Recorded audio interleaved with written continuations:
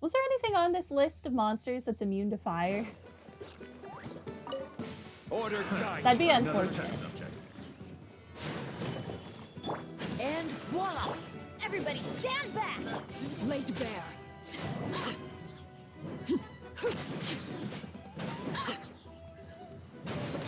Everlasting as the moon! Let's get this show on the road! Do.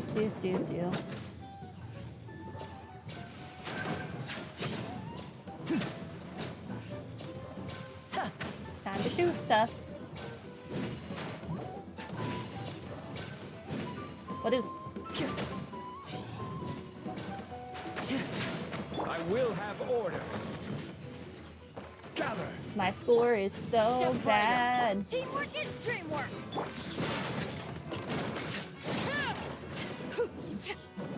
Would you... He's crap. Here comes the finale. He's cheating.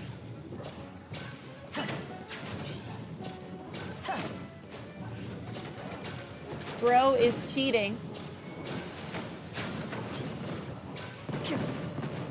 He is a cheater. Order guide you. Solidify. That is so bad. Stand back! Transfixed! But they make it so you basically have to use Liddy. A round of applause! I mean, I guess you could still do like a Arlecchino Yelan setup. But no one is using Yelan's charge like that. Order. Oh, the score is terrible. Gather. Teamwork is dreamwork!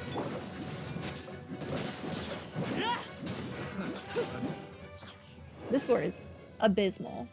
And I'm here to tell you, I don't think I care to get a better score on this one specific thing.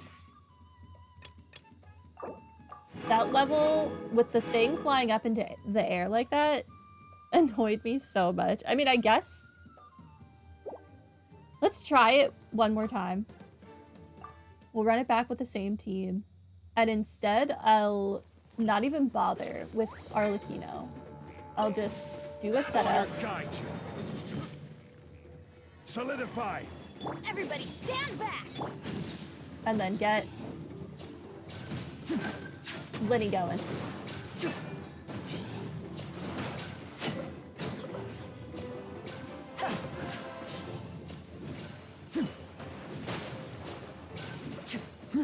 Now disappear!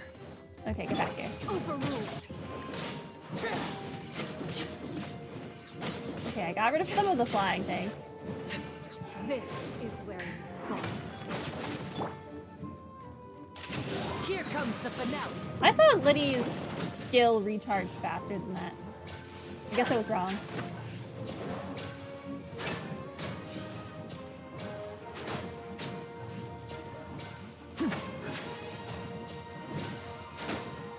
Step right. I will have order. Okay. Gather. I don't know Going in! if this is really Laid bare. going better than last time. And voila! I think the key is to just use Liddy. As much as I don't want to. Let's get this show on the road. Because using the charge attack over and over is just not really my style. Even though I used to play as Ganyu all the time. Transfixed. Why are you so dang bulky? This is order. Now disappear. Did he just heal? I think he did heal. Whatever. We did it. That's all that matters. We got gold on all of the levels. Leave challenge, yes. Ow, I just cracked my knuckle. Kind of hurts. Give me these. almost on our battle pass. That's nice. Give me this. Okay.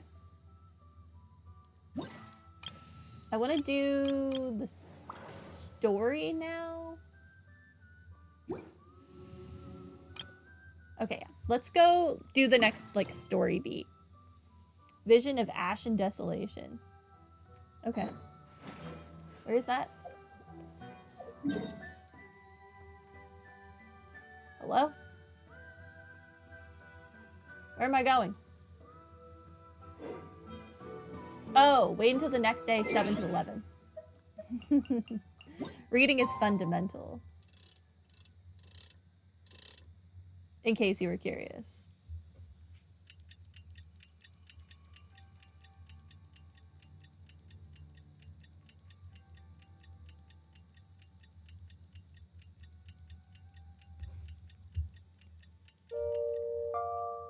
Okay, now we should be able to navigate to the thing.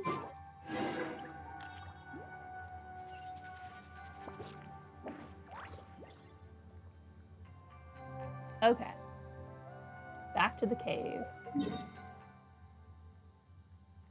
I just...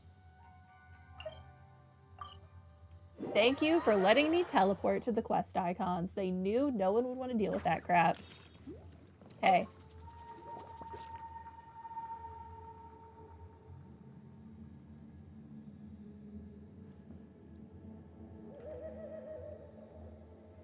Hey, everyone. Hi. Ah, Granny. You're back. So, no good news for me then? You saw right through me. The Traveler collected a lot of spirits, and I checked all of them one by one. None of them matches Leela's description. I figured. It was written all over your face. It's alright. I didn't exactly have high hopes for the needle in a haystack approach anyway. Leela's condition is still stable, but we're not really getting anywhere. Well, luckily, I made some progress on my end. Leela's parents told me that he made a new friend recently, and apparently he's been out of the house for days at a time.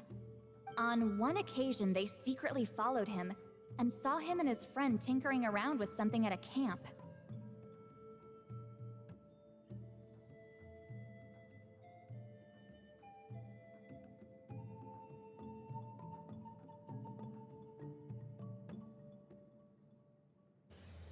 They saw his friend?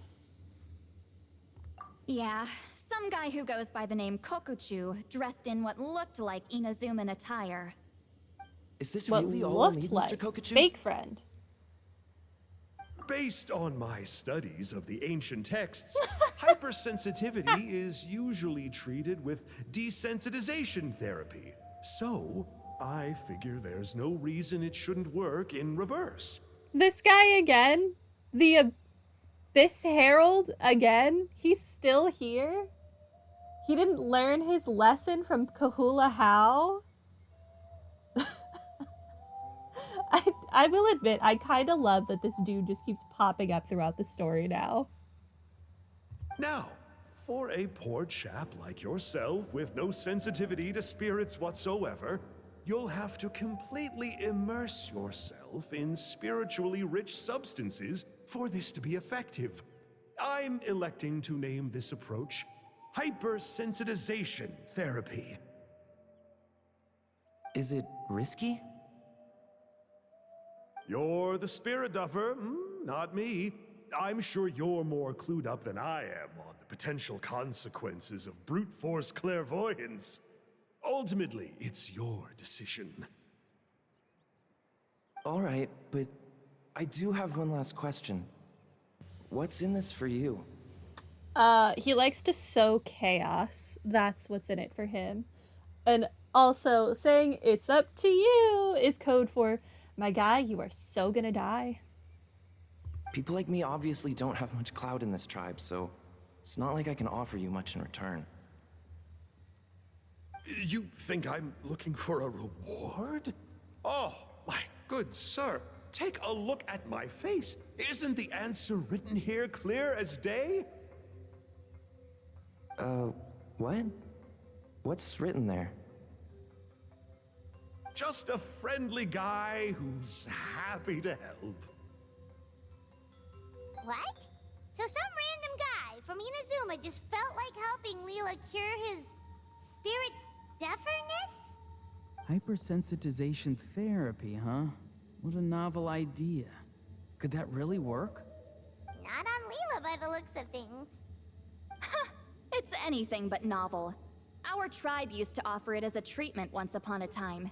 But it was so fraught with risks and had such an abysmal success rate that it was eventually outlawed. As for this Kokuchu fellow, I'm sure he has his own agenda. He conveniently disappeared right after Leela got into this mess. Leela's parents gave me the address of the camp, so I went and checked it out. There were clear traces of spiritual energy. And also, look what I found. What's this? A broken shard. Probably from a weapon or some sort of ceremonial implement. You feel that? It might look old, but it has extremely strong traces of spiritual energy. Leela must have used this as his medium. It would definitely explain how a spirit duffer like him was able to trigger a clairvoyant experience. Wait, there's something else. It feels so familiar. I think this is somehow connected to my ancient name. Connected how? Is it like a shard of an ancient name? No, more like... I think this item might have belonged to a previous bearer of my ancient name.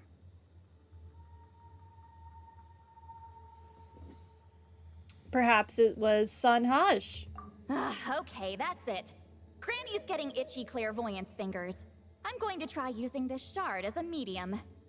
Cool, same as last time? The Traveler can use the Spirit Loom to record what you find on a woven scroll. Nope. Auroron can do the recording this time. Why? It's a safety measure. You have a better understanding of the spirit domain than the Traveler. If this really is a Sanhaj relic, you'll be better placed to deal with the fallout in the event that something goes wrong. Ah, see, Paimon? Told you Granny has a soft spot for the Traveler. Look at her not wanting to put her in danger. Meanwhile, I'm just a grandkid, so I'm expendable.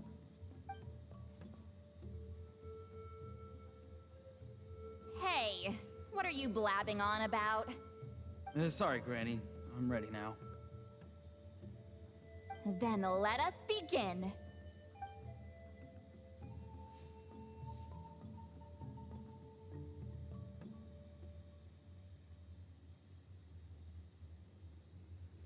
So Lolly starts her second clairvoyance session with the mysterious shard as her medium.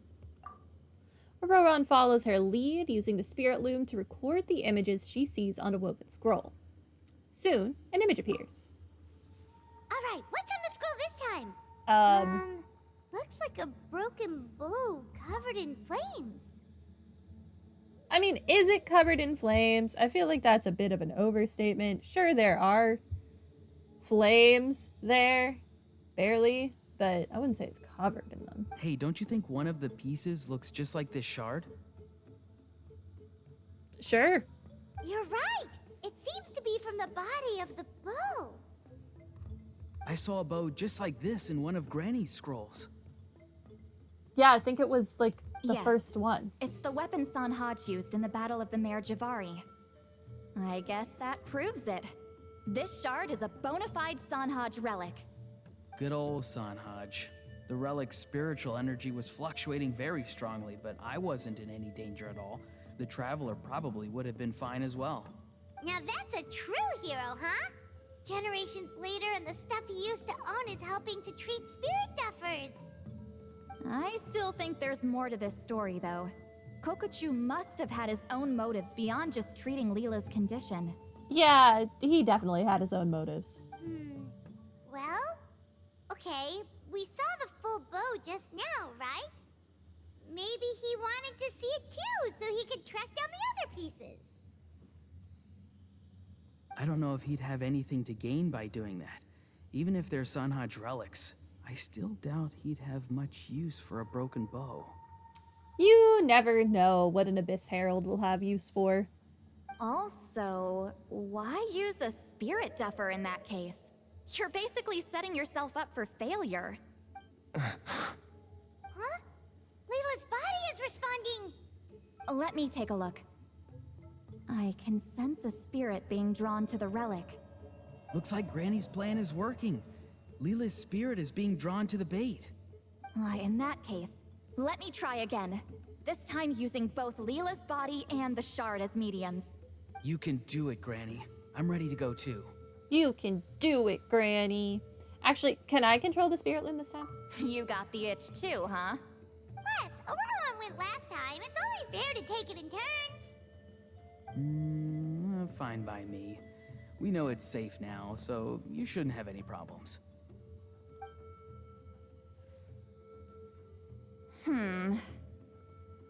All right, if you insist. Be my guest. Just let me know when you're ready.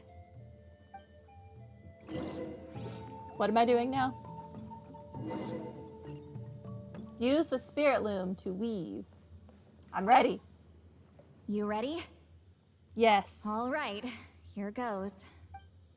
Do I get to do another loom puzzle? I do. This one is like complicated. Fancy. I think this is the bottom layer.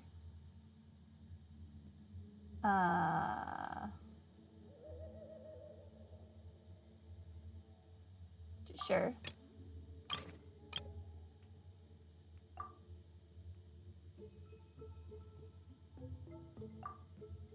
Uh-huh.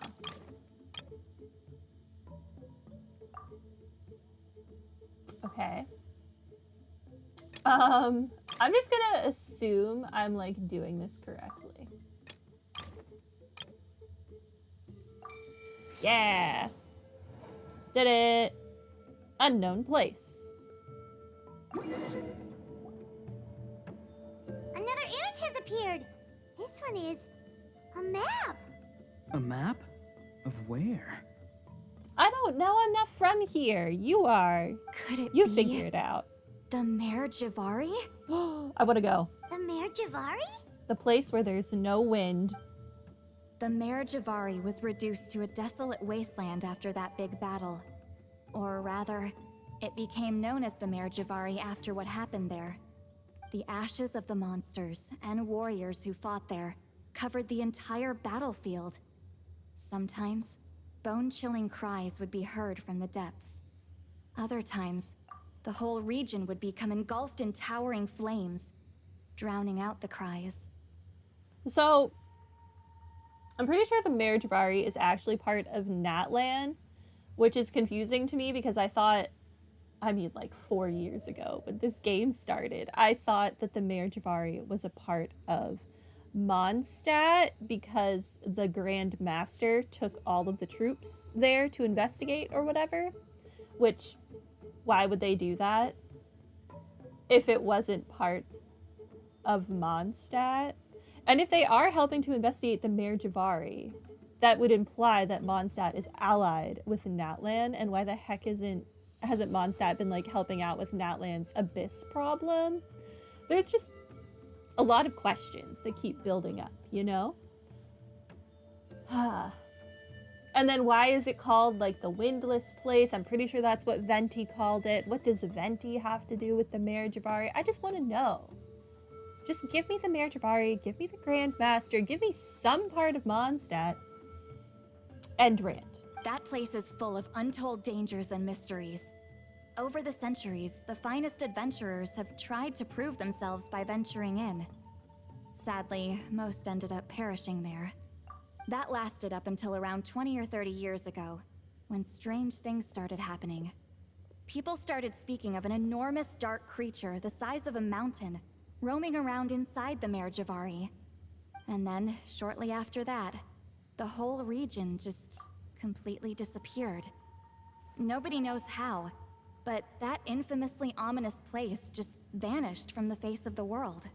Are they retconning that in? Because I mean, dang it, I don't have like recordings of the beginning of the game, but I'm pretty positive that that's where the Grandmaster went. Is this like, I'm pretty sure when you first talk to Venti when you're leaving Mondstadt for the first time ever, and he's like, oh, ask me any questions before you leave, right in front of the giant tree thing. He talks briefly about the other gods, and I'm pretty positive, says that the Sumeru god is a man. I'm pretty sure Venti referred to the Sumeru god as he, but Rukkhadevata and Nahida are obviously both female. So they changed that, I guess, at some point, or the translation was wrong. Both are possible. I haven't really looked into that. But are they... I just don't understand how if the Mare Javari disappeared 30 years ago and nobody knows where it went, then how did the Grand Master leave only recently to go there? I'm so confused. What? How the heck? I know, right? Anyway, if I'm not mistaken, the place indicated on this map is where it used to be before it disappeared. And where is that? At the westernmost part of Natlan. It's a very remote location, far away from any of the tribes. There never used to be a settlement there, but there's more people since the Mare Javari disappeared. Anyway, that's just what I've heard. I've never been there myself. This is what age does to you. The older you get, the less adventurous you become. That's just an excuse. Granny's too lazy to take a trip that far away. Hold on a second. There's a spirit approaching the shard and the woven scroll. Oh, Leela's body is responding again! Quite a strong reaction this time. Does this mean what he was really seeking was the Mare Javari's location? I sense it too. There's a soul nearby. Almost a complete one. This is creeping Paimon out! Seems like the plan is working. So, can we just wake him up now? Not today. You might think bringing a spirit back into its body is like pouring water from one bottle into another, but it's far more complicated than that. I need to borrow a ceremonial sword and make some other preparations. It'll take me about 2 days. But don't worry, now that his spirit's returned, there's just one step left. Let's meet up again in 2 days.